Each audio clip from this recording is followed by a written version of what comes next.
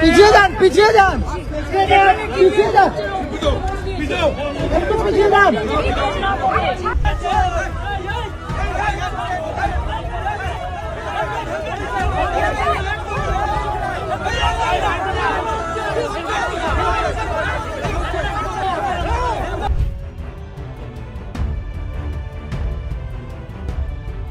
नमस्कार दोस्तों, पश्चिम बंगाल के 24 परगना इलाके के टीएमसी सांसद और ममता बनर्जी के भतीजे अभिषेक बनर्जी पर जिस तरह से कल उनके ही इलाके में हमला किया गया, जिस तरह से भीड़ ने उन्हें घेरा, उन पर लात घूंसे बरसाए, उन पर पत्थर फेंके, उन पर टमाटर, अंडे और जूते फेंके और जिस तरह से उन्हें बुरी तरह से घेर कर पीटने की कोशिश की, पीटा भी और उनके कपड़े फाड़े, तो क्या जन आक्रोश था, स्थानीय लोगों का गुस्सा था या एक प्री प्लानिंग थी, एक साजिश थी? और तयशुदा ढंग से अभिषेक बनर्जी जब टीएमसी के कार्यकर्ता की हत्या के बाद उसके घर पहुंचे थे तो वहां पहले से ऐसे लोग तैनात थे, मौजूद थे और ऐसी तैयारी थी कि भीड़ अभिषेक बनर्जी के साथ मारपीट, धक्का मुक्की करेगी और कुछ भी वो करेगी जो तस्वीर में दिखा। बीजेपी के नेताओं की माने तो भीड़ का गुस्सा था। सोशल मीडिया पर बहुत सारे लोग इसको इसी तरह से लिख रहे हैं कि अभिषेक बनर्जी ने वही पाया, वही काटा जो उसने बोया था, टीएमसी ने बोया था। लेकिन क्या यही सच है? टीएमसी की तरफ से कहा जा रहा है कि उस भीड़ में कई ऐसे लोग थे जो बीजेपी के सपोर्टर थे, बीजेपी के लोकल लीडर थे और एक तयशुदा ढंग से अभिषेक बनर्जी को घेर कर लिंच करने या मारने की कोशिश हुई और उनकी जान को खतरा था। ऐसा ममता बनर्जी ने भी कहा, अभिषेक बनर्जी कह चुके हैं। लेकिन ट्विटर पर कुछ तस्वीरें टीएमसी की तरफ से पोस्ट की गई, जैसे ये तस्वीर आप स्क्रीन पर देख रहे हैं। इसमें एक महिला दिखती है जो उस भीड़ का हिस्सा है, जो बीजेपी से जुड़ी हुई है, बीजेपी नेताओं के साथ उसकी तस्वीर है। टीएमसी ने लिखा स्पॉन्सर्ड अटैक और वो महिला बीजेपी नेताओं के साथ दिखती है। दूसरी स्क्रीन में आप देखेंगे कि वही महिला जो वहां मौजूद है, हाथ में दिख रही है, अंडे दिख रहे हैं, लेकिन वो महिला बीजेपी नेताओं के साथ है और सीधे सीधे टीएमसी का कहना है कि बीजेपी प्रायोजित हमला था, बीजेपी इससे पिंड नहीं छुड़ा सकती। अब बीजेपी ये नहीं कह सकती कि लोकल लोगों का आक्रोश था। एक और तस्वीर है स्क्रीन पर, दूसरी तस्वीर, ये बीजेपी के मंडल प्रेसिडेंट है अभिजीत विश्वास, ऐसा टीएमसी का कहना है और ये भी वहां मौजूद थे। टीएमसी का आरोप है कि ये वहां भीड़ को उकसाने और अभिषेक बनर्जी पर हमला करवाने के लिए वहां मौजूद थे और ऐसे आरोप लगातार टीएमसी की तरफ से लगे। और सवाल तो यही है ही कि अभिषेक बनर्जी की सुरक्षा Z+ जो सुरक्षा थी, नतीजे के 2 दिन बाद 6 मई को सुरक्षा हटाई गई और उसके बाद अभिषेक बनर्जी अपने 24 परगना इलाके में, जहां के वो सांसद हैं, उस इलाके में पहुंचते हैं। एक सिटिंग सांसद अपने इलाके में पहुंचता है, पुलिस को पता होगी ये बात कि अभिषेक बनर्जी वहां पहुंच रहे किसी के घर, और उसके बाद भीड़ ने जिस ढंग से अभिषेक बनर्जी को घेर कर, जिस तरह से अभिषेक बनर्जी के साथ बर्ताव किया, जिस तरह से धक्के मुक्के के बीच उन्हें एक तरह से चारों तरफ से घेर कर उन्हें पीटा गया, उनके कपड़े फाड़े गए। और एक तस्वीर जो स्क्रीन पर आप देख रहे हैं, एक शख्स अभिषेक बनर्जी पर पत्थर फेंक रहा है और ये तब जब अभिषेक बनर्जी को बचाने के लिए उन्हें हेलमेट पहना दिया गया था ताकि उनके सिर पर ऐसा कोई जानलेवा चोट सिर पर न लगे। और एक शख्स पत्थर फेंकता, इसका वीडियो है जिसमें तड़क से आकर एक पत्थर उनके हेलमेट पर लगता है और हेलमेट के आगे जाली है। अब कल्पना कीजिए कि अगर उनके हेलमेट में वो जाली नहीं होता और हेलमेट नहीं होता, अगर सीधे उनके चेहरे पर पत्थर लगता तो क्या होता? एक तरह से ये हमला उनको बहुत नुकसान पहुंचा सकता था, लेकिन ये हमला हुआ, सुरक्षा की पूरी तरह से नाकामी। सवाल उठता है कि क्या पश्चिम बंगाल में, जो सियासी संस्कृति के लिए पश्चिम बंगाल इस मायने में बदनाम है, चुनावी हिंसा के मामले में टीएमसी पर बहुत सारे आरोप लगे बीते 15 सालों में, लेकिन अब तो सरकार बदल गई, सत्ता बदल गई, मुख्यमंत्री बदल गए, बीजेपी का राज हो गया, भयमुक्त शासन का बीजेपी ने भय की जगह भरोसा का वादा किया। प्रधानमंत्री मोदी और नरेंद्र मोदी समेत प्रधानमंत्री मोदी और अमित शाह ने यही वादा किया। फिर एक सिटिंग सांसद को इस तरह से घेर कर अगर भीड़ उन्हें एक तरह से लिंचिंग जैसा वहां माहौल बन जाता है और उसके बाद बीजेपी के नेता, बहुत सारे नेताओं के बयान दे रहे हैं, देख रहे हो, जस्टिफाई कर रहे हैं, तो इसका मतलब क्या है? इसी को समझने की कोशिश करेंगे। हमारे साथ 2 खास मेहमान हैं। शीतल पी सिंह सीनियर जर्नलिस्ट हैं, सत्य हिंदी के फाउंडर हैं, प्रभाकर मणि तिवारी, नमस्कार। प्रभाकर मणि तिवारी जी हैं, कोलकाता में हैं, पश्चिम बंगाल में 3 दशकों से सीनियर जर्नलिस्ट हैं। इससे पहले आपको बता दूं कि अभिषेक बनर्जी का एक बयान आया जिसमें उन्होंने कहा कि मुझे मारने की साजिश थी, मेरा सिर 2 टुकड़ों में फट सकता था। यह भाजपा अगर शामिल नहीं है तो दोषियों के खिलाफ कार्रवाई होनी चाहिए। और दूसरा, जैसा कि मैंने कहा, ममता बनर्जी का बयान है कि हमले के पीछे बीजेपी है, लेकिन बीजेपी नेताओं के बयान है जिसमें वो कह रहे हैं इस हमले से हमारा कोई लेना देना नहीं। लेकिन बहुत सारे लीडर इसको जस्टिफाई कर रहे हैं कि पहले जो टीएमसी करती रही है उसी का नतीजा है, लोगों का गुस्सा है। ये कहने की कोशिश अगर बीजेपी लगातार करिए लोगों का गुस्सा है, फिर सवाल उठता है इसमें बीजेपी की लीडर या बीजेपी के लीडर वहां उस भीड़ का हिस्सा थे तो इसका क्या मतलब, क्या वो पहले से सोची समझी साजिश थी? ऐसे सवाल टीएमसी की तरफ से लगातार आ रहे हैं। पहला सवाल आपसे ही प्रभाकर जी, खबरें ये आ रही है कि 4 या 5 लोग अरेस्ट हुए हैं इस पूरे मामले में, लेकिन क्या ऐसा लग रहा है जो टीएमसी के लीडर्स कह रहे हैं कि चूंकि अभिषेक बनर्जी को वहां जाना था सोनारपुर, इसलिए पहले से प्लान किया गया और उस प्लानिंग के तहत ये हुआ, जिसमें एक ऐसी तस्वीर भी है जो डरावनी तस्वीर है, जिस तरह से वो हेलमेट में है और उनके चेहरे पर पत्थरनुमा कोई चीज आकर लगती है, कपड़े उनके फटे हैं, बदहवास हैं, उनके साथ कोई सुरक्षा नहीं है, किसी तरह से बचाकर घेर कर उनको लाया जाता है, बल्कि एक एबीपी न्यूज का रिपोर्टर भी उन्हें भीड़ से बचाने की कोशिश करता है। और इस भीड़ की हिंसा में पश्चिम बंगाल में बहुत कुछ हुआ है बीते 10 सालों में, तो कैसे देखते प्रभाकर जी इसको? जी देखिए, अभिषेक बनर्जी चुनावी नतीजों के बाद पहली बार सार्वजनिक कार्यक्रम था कि एक तृणमूल कार्यकर्ता की हिंसा में मौत हुई थी। चुनाव के बाद जो हिंसा हुई उस इलाके में, तो उनके घर जाने का अभिषेक बनर्जी का पहले से कार्यक्रम तय था, लेकिन बावजूद इसके वहां न तो कोई पुलिस थी, न ही प्रशासन का कोई अधिकारी था, सिर्फ 2 सुरक्षा कर्मी थे उनके साथ। और जैसा कि तृणमूल कांग्रेस ने आरोप लगाया है कि वहां पहले से अभिषेक पर हमले की तैयारियां थी और उसी हिसाब से सब लोग हाथ में अंडे, पत्थर, चप्पल, जूते लेके थे, उनके साथ हाथापाई हुई, गुस्से मारे गए, थप्पड़ मारे गए, कपड़े फाड़े गए उनके। तो इससे कुछ तो दम नजर आता है तृणमूल के आरोपों में कि ये प्री प्लान था, इसीलिए पुलिस नहीं थी। पुलिस काफी देर बाद वहां पहुंची, जब उस कार्यकर्ता के घर में घुस गए थे अभिषेक बनर्जी और उन्होंने कहा कि पुलिस के आने तक मैं यहीं रहूंगा, इनको अकेला छोड़ के नहीं जाऊंगा। तो पुलिस पहुंची, केंद्रीय बल के जवान पहुंचे और उनको वहां से निकाल कर ले गए। लेकिन इस बीच ममता बनर्जी ने कल भी कहा था, आज भी दोहराया है कि अगर हेलमेट नहीं होता तो अभिषेक बनर्जी की हत्या हो जाती कल, और इसी इरादे से ये योजना, उनको जान से मारने की योजना थी। इसी इरादे से भाजपा ने प्री प्लान करके सुनियोजित तरीके से उन पर हमला किया था। और ठीक है, बीजेपी के नेताओं ने जस्टिफाई किया है, सुकांत मजूमदार ने भी कहा है कि जैसा बोया है वैसा काट रहे हैं, हिंसा की संस्कृति तृणमूल कांग्रेस की है। लेकिन बावजूद इसके मुझे ऐसी कोई घटना याद नहीं आती। ठीक है, पथराव हुए काफिले पर बीजेपी नेताओं के, लेकिन ऐसा नहीं है कि किसी सांसद को सरेआम इस तरह जूते चप्पल मारे गए हों, थप्पड़ घूसे मारे गए हों, पत्थर चलाए गए हों, कपड़े फाड़े गए हों। बंगाल में तृणमूल पर चाहे जितने भी आरोप लगे हैं, लेकिन ऐसी कोई घटना कम से कम मुझे ध्यान में नहीं आती बीते 15 साल के उसके शासनकाल में।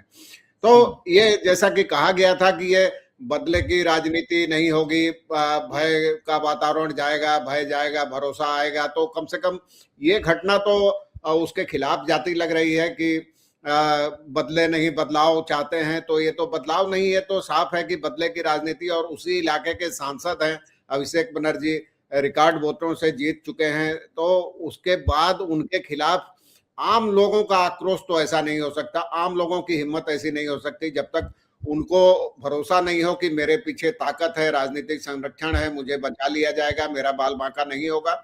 और दिलचस्प यह है कि कल से अब तक तृणमूल कांग्रेस या अभिषेक बनर्जी की ओर से इस घटना की कोई शिकायत नहीं दर्ज कराई गई है। अभिषेक ने कहा वे हाई कोर्ट और सुप्रीम कोर्ट तक जाएंगे। पुलिस ने, और कल से ही मांग हो रही है गिरफ्तार करने की हमलावरों की, तो पुलिस ने वीडियो फुटेज के सहारे इस मामले का स्वतः संज्ञान लिया है, 5 लोगों को गिरफ्तार किया है और लोगों की तलाश चल रही है। और इस बीच जो तस्वीरें वायरल हो रही है उसमें बीजेपी के स्थानीय नेता नजर आ रहे हैं, कुछ महिला नेता अमित शाह के साथ नजर आ रही है, मंडल अध्यक्ष अभिजीत भी नजर आ रहे हैं मौके पर। तो सवाल ये भी तृणमूल कांग्रेस के नेता उठा रहे हैं कि अगर ये आम लोगों का आक्रोश था तो वहां बीजेपी के नेता क्या कर रहे थे? क्या लोगों को उकसा रहे थे? क्या अभिषेक पर हमले के लिए भड़का रहे थे लोगों को, पहले से ही भड़काया हुआ था इन लोगों ने, क्योंकि सबके हाथों में अचानक भीड़ के हाथों में अंडे, टमाटर, पत्थर और जूते चप्पल कहां से रहेंगे।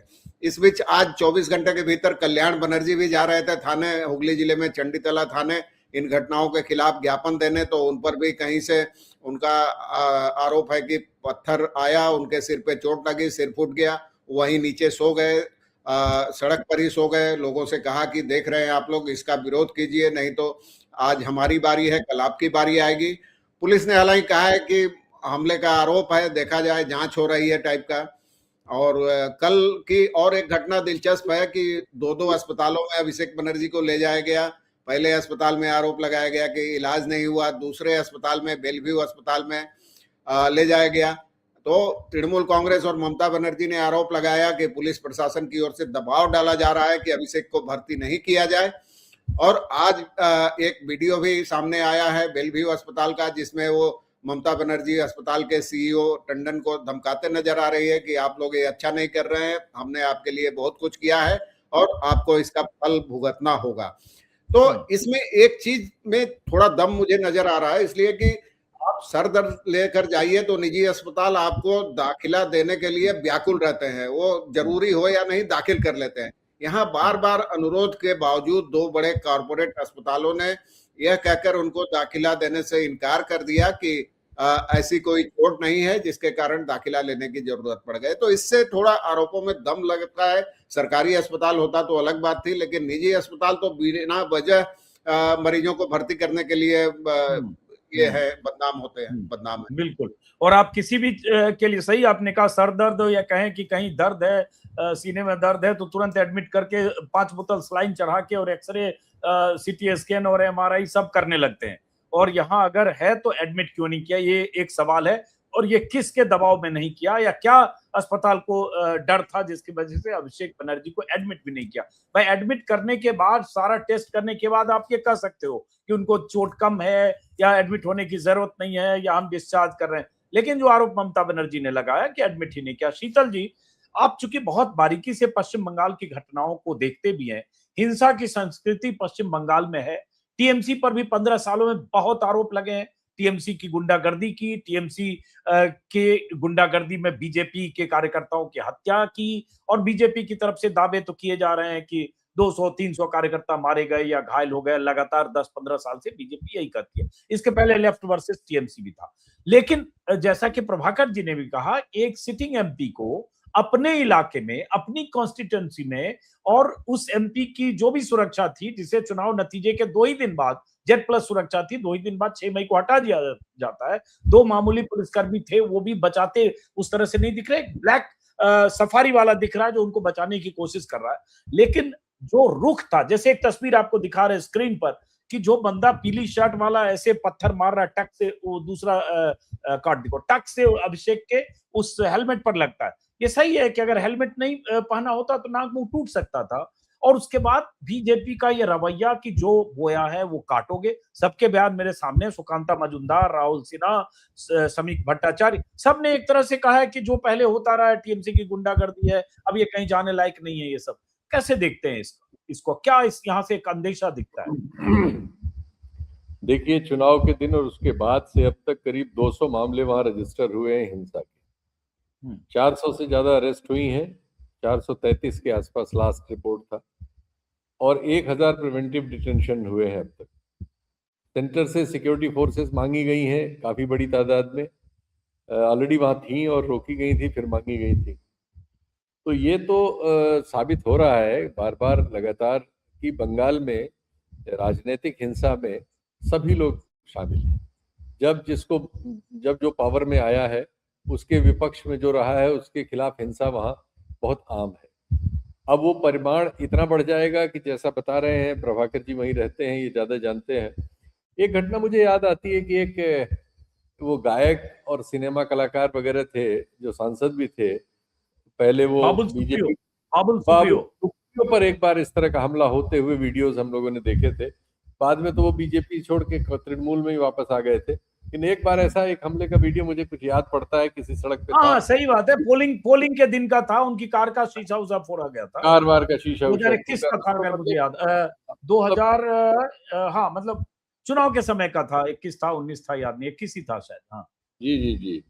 तो वहां का थोड़ा सा रिकॉर्ड भी मैं दिखाना चाहता हूँ। एक्चुअली वहां सबसे बड़ी हिंसा, पॉलिटिकल हिंसा तो वहां होती थी, लेकिन पॉलिटिकल हिंसा कौन सी होती थी? नक्सलवाद आया जब 67 के बाद, नक्सली हिंसा हो रही थी, बड़े पैमाने पर हुई, बहुत लोग उसमें तो यूनिवर्सिटीज के प्रेसिडेंसी कॉलेज वाले सब शामिल थे, और उसके खिलाफ सरकारी दमन हुआ, जो सिद्धार्थ शंकर रे के जमाने में हुआ। हजारों लोगों की इसमें मारे जाने की, आगजनी की से करने की, एनकाउंटर होने की केसेस है। वो एक हिंसा थी। उसके बाद 77 में लेफ्ट फ्रंट जीत गया वहां, सरकार पहली बार बन गई, जनता दल वगैरह जब बना था तब उस जमाने। उसके बाद लेफ्ट फ्रंट चला, वो जीतता रहा चुनाव, हिंसा के आरोप लगते रहे, लेकिन उतने बड़े पैमाने पर संख्या कभी नहीं आई जो नक्सलवाड़ी आंदोलन के जमाने में थी, और या उसके बाद हुई जो 2011 से रिपोर्ट होती है। 2011 में जब लेफ्ट फ्रंट हारा है, उसके बाद वहां एक बड़े पैमाने पर हिंसा हुई, और उसमें करीब 25 से 75 डेथ्स का अलग अलग, इसमें सीपीएम वाले बहुत डिटेल देते हैं, लेकिन जो सरकारी तौर पर है वो 25 डेथ का आंकड़ा है उसमें। 11 में असेंबली के इलेक्शन के तुरंत बाद 25 डेथ, इस बार अभी 4 या 5 का आंकड़ा है। और 2016 असेंबली इलेक्शन में फिर 8 डेथ्स हुई हैं। 2018 के पंचायत चुनाव में 75 डेथ्स। मैं उनकी बात ही नहीं कर रहा हूँ, आगजनी, ऑफिस तोड़ना, घर जलाना, फिजिकल हमला जैसा ये हुआ, मैं डेथ्स की बात कर रहा हूँ, जो बड़ा नंबर होता है। तो 2018 के पंचायत पोल में 75 लोगों की मौत हुई है। 2021 के असेंबली इलेक्शन में 17 लोगों की मौत हुई है, और वाइड स्प्रेड वायलेंस था। 2026 में अब तक 5 डेथ रिपोर्टेड है, और इसमें एक उसकी भी हत्या है, जो इनका शुभेंदु अधिकारी का पीएस था, जिसको पता नहीं किन लोगों ने कैसे मारा है, क्या डिटेल। तो ये बंगाल का इतिहास है। ऐसा लग रहा है कि बीजेपी जो अभी है, जिसमें आधे से ज्यादा तो तृणमूल वाले ही हैं, जो उधर से इधर हो गए हैं, मुख्यमंत्री समेत। इनमें से बहुत सारे नेता ऐसे हैं जो तृणमूल में रहे हैं या कांग्रेस में रहे हैं, कुछ लेफ्ट के भी लोग हैं इसमें। तो ये सारे लोग जो हैं वही हैं जो उन पार्टियों में इन्हीं तरह के आरोपों में थे, अब यहाँ है तो उसी तरह की भाषा बोल रहे हैं। और हमेशा ये इसको जो है, मतलब जिम्मेदारी आपकी सरकार है भाई, आप इस तरह का बयान कैसे दे सकते हैं कि जो बोया है वो काटा है? तो आप कटवा रहे हैं, सरकार में आने के बाद आप ये बोया कटवाया कर रहे हैं।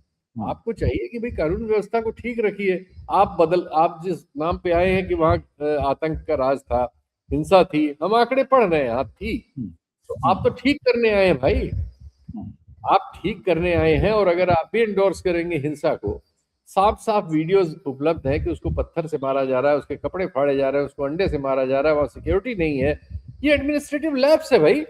ये एक विजुअल जब कल देर शाम मैंने देखा शीतल जी, उस विजुअल में अचानक वो इंटरव्यू देते समय पीछे से कोई खींचता है, और चारों तरफ से जैसे लिंचिंग होती है ना, भीड़ में वो ऐसे सिर झुकाता है अभिषेक बनर्जी, और चारों तरफ से उसके ऊपर मुक्केबाजी घूसे चलते हैं, वो यही लिंचिंग होती है, ऐसे लिंच करके किसको मार दिया जाता है। ऐसे ही कोई ऐसी फैटल चोट लग जाती है तो लिंच हो जाता है, आदमी मर जाता है। अगर वो सिर में हेलमेट ना होता, वो पत्थर जिस तरह से मारा गया है, उससे भी मौत हो सकती थी। तो मौत और जीवन में बहुत दूरी नहीं होती जब इस तरह की परिस्थिति हो। तो परिस्थिति तो आपने पूरी कर दी थी।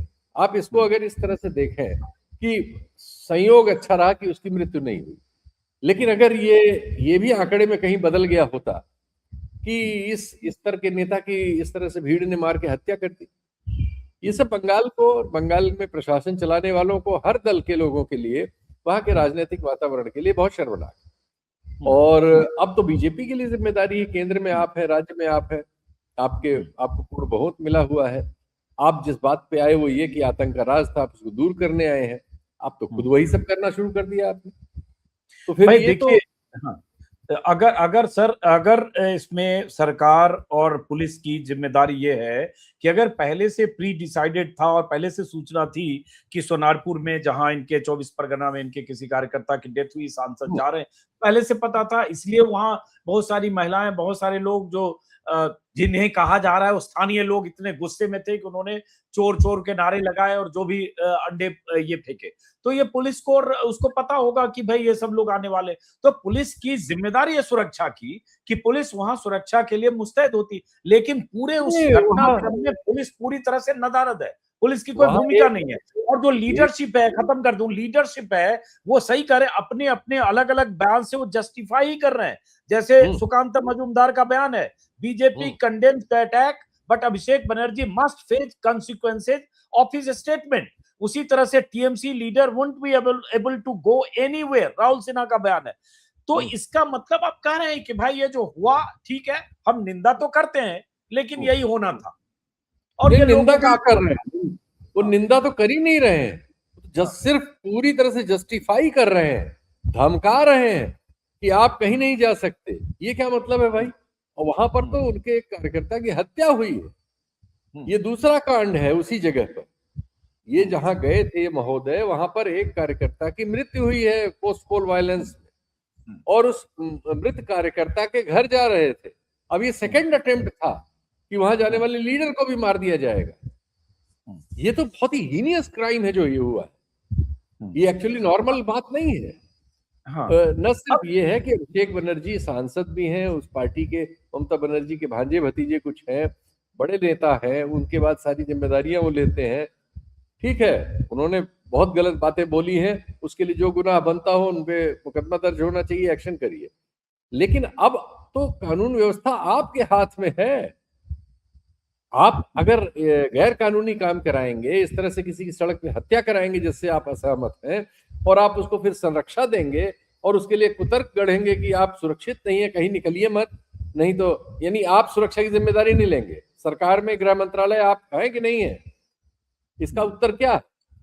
बंगाल की सरकार का गृह मंत्रालय खत्म है क्या?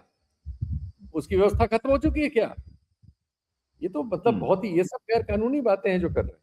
अब ये बताइए शीतल जी, आ रहा हूं प्रभाकर जी आपके पास, जैसे पूरी बीजेपी आईटी सेल, बीजेपी का जो सपोर्ट सिस्टम है और जितने लोग हैं, छोटे छुटवैये नेता भी बहुत सारे, ये सब लोग इसको इसी तरह से जस्टिफाई कर रहे हैं कि टीएमसी तो यही करती रही है, पहली बार टीएमसी को सबक सिखाया जनता ने, जनता की आर ली जा रही है, जबकि टीएमसी नेता इस तरह की तस्वीरें डाल रहे हैं जिसमें बीजेपी का कोई मंडल अध्यक्ष स्क्रीन पर अभी दिखाया, या ऐसी जो जैसे ये है कोई विश्वास या और लोगों की तस्वीरें आ रही। अब एक चीज जो जस्टिफिकेशन में बात आ रही है, जैसे ये देख रहे हैं एक लेडी की तस्वीर है, एक बयान वायरल हो रहा है 2020 का अभिषेक बनर्जी का, जब जेपी नड्डा पर डायमंड हार्बर इन्हीं के इलाके में हमला हुआ था, तब अभिषेक बनर्जी ने कहा था, Nadda was in trouble today in Diamond Harbour, what can I do about it, the outburst of people's anger is not my responsibility.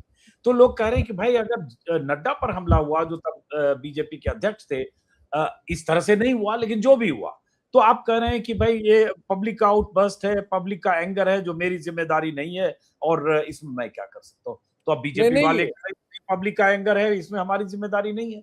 नहीं, बिल्कुल तृणमूल को इससे बरी नहीं किया जा सकता कि उन्होंने बेतहाशा हिंसा की है। मैं जब 21 में वहां गया था, मैंने आपसे कहा भी था कि मैं उस पर कर नहीं पाया, मुझे काम करने का मन था। मैं वहां गया, सीपीएम के बड़े बड़े ऑफिसर्स हैं हर शहर, तो 32 साल सरकार में रहे, तो उन्होंने अपने दफ्तर अच्छे से बना लिए, और लगभग हर बड़ा दफ्तर हर जिले का फूंका हुआ था। उनके पास सब में फोटो बड़े बड़े लगे थे, मार्टायर्ड के फोटो उनके कार्यकर्ताओं के, और मतलब जलाती हुई भीड़ के, कैसे पानी बुझाया, ये सब उन्होंने हर ऑफिस में लगा रखे।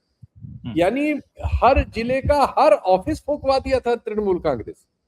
तो देखिए, ये लोग, इसमें कोई शक नहीं, ममता बनर्जी हो या ये हो, हम आप इनकी भी आलोचना इस बात के लिए बिल्कुल करना चाहेंगे और करनी चाहिए।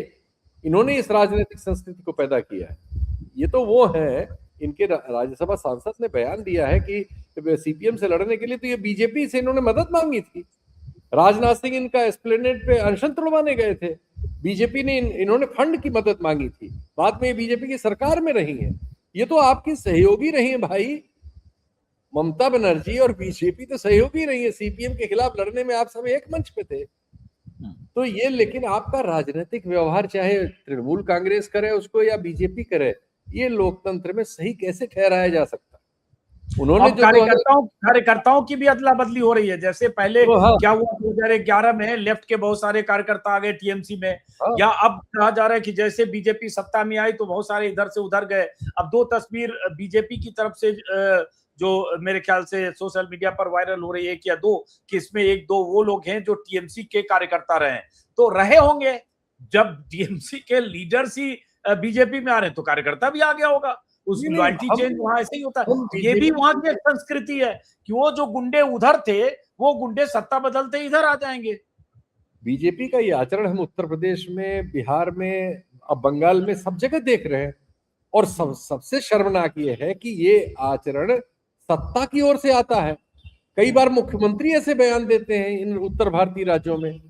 वहां बिहार में एक नेता, एक एमएलए है दूसरी पार्टी के, वो कह रहे हैं यादव सब अपराधी होते हैं, इनका एनकाउंटर होना चाहिए। ये सब क्या है भाई? एक मुख्यमंत्री कह रहे हैं कि जात एनकाउंटर करते समय पुलिस को जाति पूछ लेना चाहिए। हम कहां पहुंच रहे हैं भाई इस देश में? मतलब कानून व्यवस्था को जो सत्ता में आ जाएगा वो पेड़ पे टांग देगा। सब खुद ही मुंसिफ, खुद ही जज, खुद ही फांसी देने वाला, और खुद ही पुलिस, प्रोसिक्यूटर से लेके फांसी देने वाले तक सब एक ही आदमी। ये हम क्या बना रहे हैं भाई? बीजेपी जो कि केंद्र में भी है, वहां भी अब है, डबल इंजन की बात है, बहुत नैतिकता की बातें हैं, और फिर संविधान सम्मत है। आप संविधान की शपथ लेके वहां आए हैं, आपको संविधान सम्मत बातों का जवाब देना पड़ेगा। प्रभाकर जी, चूंकि आप कोलकाता में हैं, तो ये एंटीसिपेशन आज की इस घटना के बाद से हम लोगों को दिखने लगा कि अब पता नहीं आने वाले समय में क्या होगा। ममता बनर्जी उस तरह से पब्लिक में गई नहीं। कल्याण बनर्जी की जो तस्वीर आई, हालांकि उसमें बहुत सारे लोग कह रहे हैं वो नाटकीय है, उसमें हमला कितना हुआ और जमीन पर कितना लेटे, इसको लेकर भी बहुत विमर्श चल रहा है राष्ट्रीय स्तर पर, ट्विटर पर। लेकिन जो भी हुआ, ये ममता बनर्जी का ट्वीट है सामने कि बीजेपी सपोर्टर्स ने कल ब्रूटल अटैक किया, लिंच किया अभिषेक बनर्जी को, और आज उन्होंने अटैक किया जो चीफ व्हिप हैं कल्याण बनर्जी को, और उसके बाद ममता बनर्जी ने ये पिक्चर पोस्ट किया है। तो यहां से आप क्या देखते हैं कि आने वाले समय में, जैसे तृणमूल ने सब कुछ समेट कर अपने में समाहित कर लिया था 2011 में लेफ्ट का, सारी गुंडागर्दी और सब कुछ, तो ये आने वाले समय में फिर ऐसा होगा? और जो इनकी मेन लीडरशिप है उनको खतरा है, और अगर खतरा है तो फिर इनकी सुरक्षा बढ़ाने की उनकी जिम्मेदारी है, जो सरकार सिस्टम में बजाय इसके एक इनकी सुरक्षा विड्रॉ करे और इनको पब्लिक के हवाले छोड़ दें। पब्लिक एंगर है जी। मुझे तो 15 साल बाद एक बार फिर इतिहास दोहराता नजर आ रहा है खुद को। 2011 में जैसा हुआ 2026 में अब फिर एक बार वैसा ही हो रहा है। और कई अटकलें हैं, कई बार खबरें भी छप रही हैं कि बीजेपी के नेताओं के भी बयान है कि 50 विधायक तृणमूल के हमारे संपर्क में है, 10 सांसद हमारे संपर्क में हैं। तो ये पुराना खेल है राजनीति का, खासकर बीजेपी का, कि विपक्षी दल को पूरी खत्म कर दो और अपने में मिला लो। तो इससे, और ममता फिलहाल इसी कोशिश में है कि अपनी पार्टी को जो कम से कम 80 लोग हैं उनको एकजुट बनाए रखें और एक साथ लेके रखें, पार्टी पर कोई खतरा नहीं हो, टूट फूट नहीं हो। लेकिन मुझे ये सिलसिला अभी और थोड़ा लंबा खिंचता नजर आ रहा है। कम से कम 6 महीने तक ऐसे हमले जारी रहने की भी आशंका है।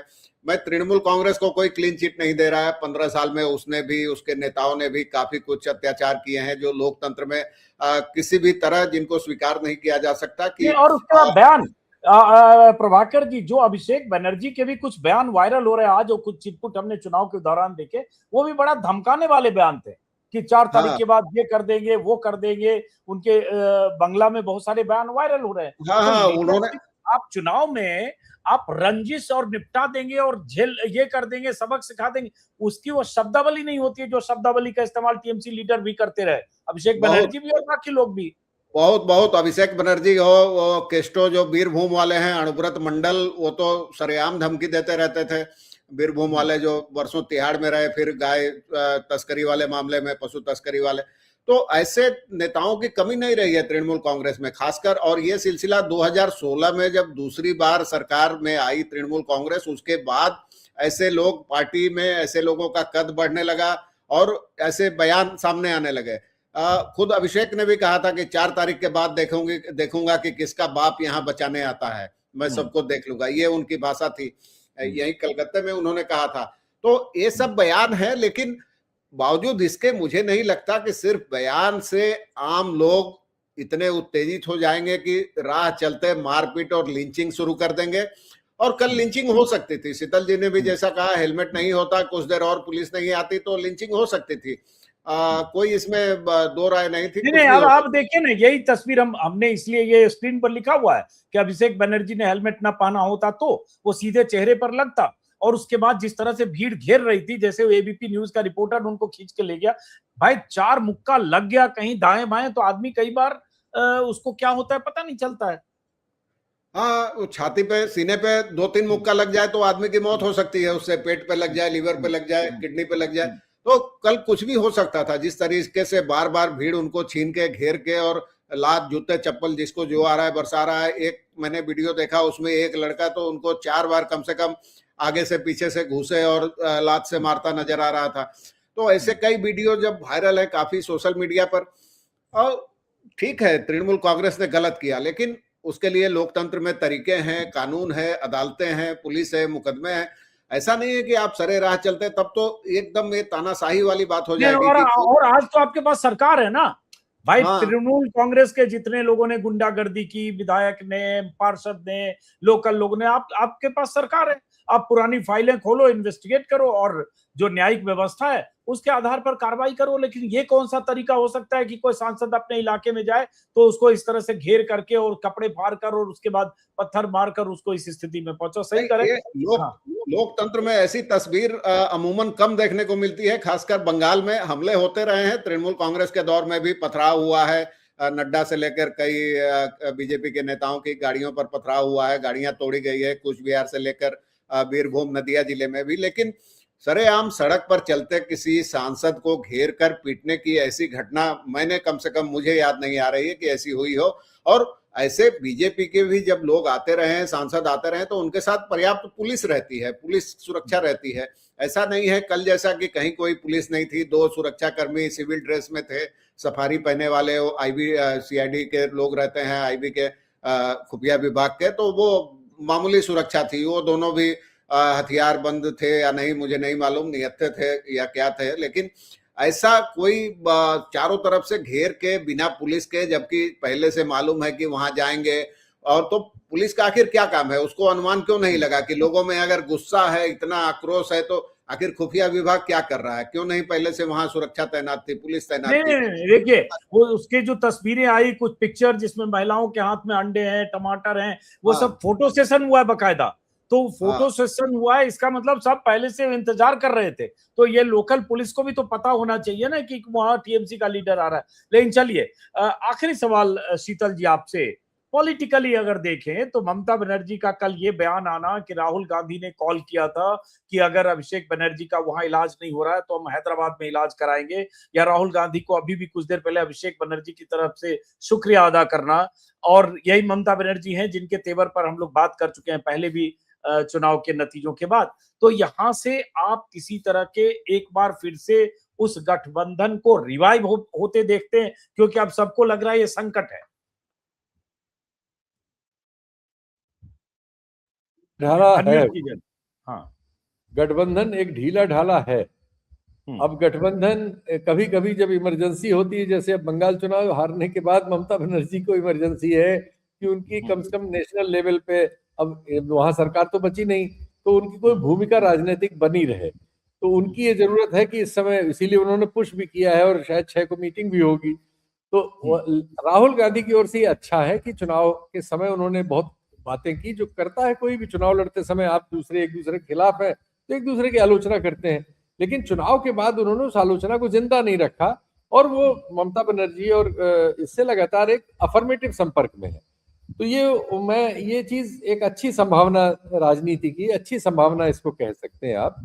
लेकिन सब लोग पीठ के पीछे खंजर रखते हैं, इसलिए आज क्या कह रहे हैं और कल क्या कहेंगे उसको हम आप गारंटी कभी नहीं दे सकते। आज उन्होंने अच्छा कहा है तो हम अच्छा कह दे रहे हैं, अब कल देखेंगे वो क्या कहते हैं, क्या करते हैं। सही।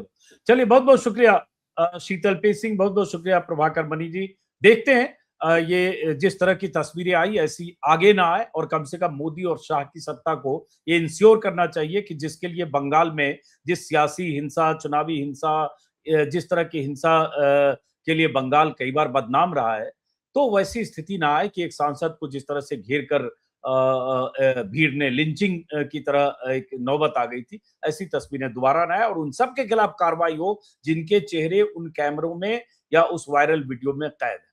और एक भरोसा देना चाहिए कि ऐसी चीजें किसी भी सूरत में सरकार और सिस्टम किसी भी सूरत में एक्सेप्ट नहीं करेगी और बर्दाश्त नहीं करेगी। फिलहाल आप दोनों मेहमानों का बहुत बहुत शुक्रिया। नमस्कार।